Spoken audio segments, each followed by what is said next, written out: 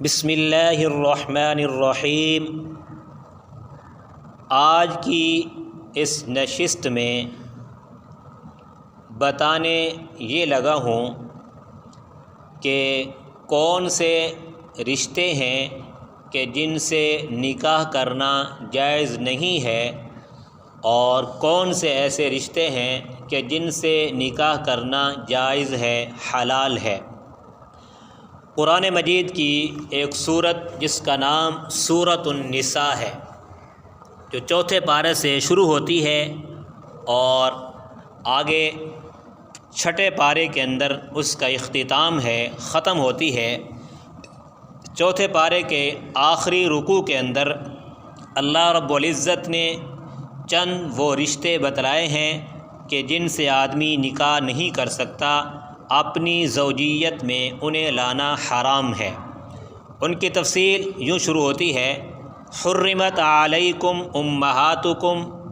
حرام ہوئیں تم پر تمہاری مائیں، و بناتکم اور بیٹیاں،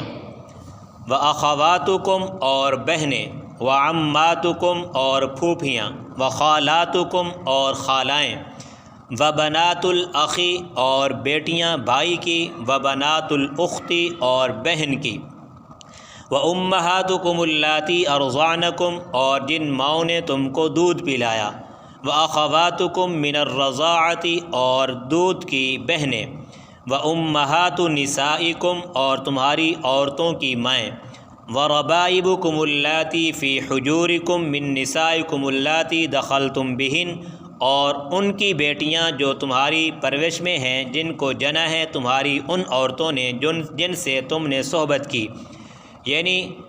وہ عورت کہ جو پہلے کسی اور خاوند کے پاس تھی، وہاں سے مطلقہ ہوئی یا بیوہ ہوئی، اس نے آگے نکاح کیا، اب پہلے والی لڑکیاں اب دوسرے مرد کے پاس جاتی ہیں جس سے ان لڑکیوں کی ماں نکاح کرتی ہے، تو وہ لڑکیاں بھی آدمی کے اوپر حرام ہوتی ہیں۔ اسی کا تذکرہ فرمایا کہ وَرَبَائِبُكُمُ اللَّاتِي فِي حُجُورِكُم مِّن نِّسَائِكُمُ اللَّاتِي دَخَلْتُم بِهِنَّ اور ان کی بیٹیاں جو تمہاری پرورش میں ہیں، جن کو جنا ہے تمہاری ان عورتوں نے جن سے تم نے صحبت کی۔ فَإِن لَّمْ تَكُونُوا دَخَلْتُم بِهِنَّ فَلَا جُنَاحَ عَلَيْكُمْ اور اگر تم نے ان سے صحبت نہیں کی، یعنی خلوت صحیحہ سے پہلے اگر ان لڑکیوں سے نکاح کیا جائے تو پھر فلا جناح علیکم، اس میں کوئی حرج نہیں۔ وحلائل ابنائکم الذین من اصلابکم اور عورتیں تمہارے بیٹوں کی جو تمہاری پشت سے ہیں۔ وان تجمعوا بین الاختین الا ما قد سلف اور یہ کہ اکٹھا کرو دو بہنوں کو مگر جو پہلے ہو چکا، یعنی دو بہنوں کو ایک نکاح کے اندر جمع کرنا بھی جائز نہیں ہے۔ ان اللہ کان غفورا رحیما، بے شک اللہ بخشنے والا مہربان ہے۔ تو اس آیت کے اس رکوع کی ان آیات کے اندر ان رشتوں کا تذکرہ ہوا کہ جن سے نکاح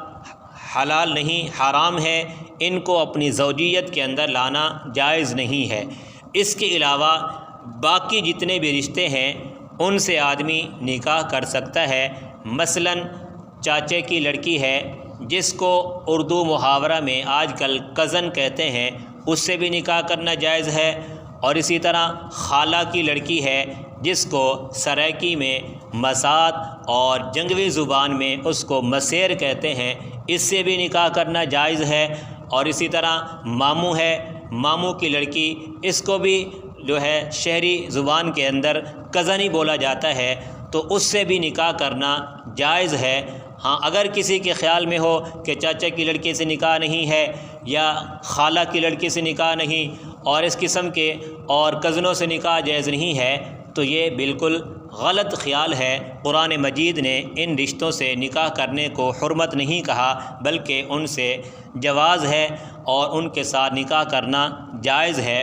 ایسا خیال رکھنا یہ اسلامی روح سے ہٹ کر ہوگا، اسلامی نظریے سے ہٹ کر ہے۔ بہت سارے ایسے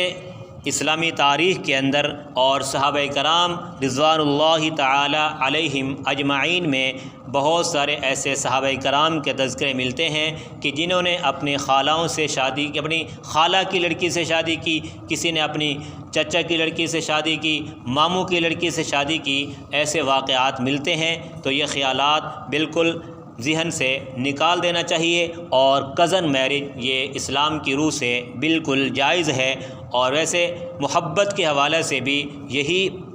ہے کہ کزن یعنی چاچا کی لڑکی ہو، خالہ کی لڑکی ہو یا ماموں کی لڑکی ہو، ان سے محبت بھی زیادہ ہو جاتی ہے، چونکہ یہ خونی رشتے ہوتے ہیں، اور خونی رشتے کی آپس کے اندر محبت بنسبت دوسرے رشتوں سے زیادہ ہوتی ہے۔ لہٰذا کزن میرج یہ بالکل جائز ہے، اور اگر ایسا موقع اللہ تعالیٰ کرے تو اس سے پیچھے نہیں ہٹنا چاہیے، بلکہ کر لینا چاہیے۔ یہ رشتہ ازدواجی زندگی کے حوالے سے بہت ہی بہتر ثابت ہوگا۔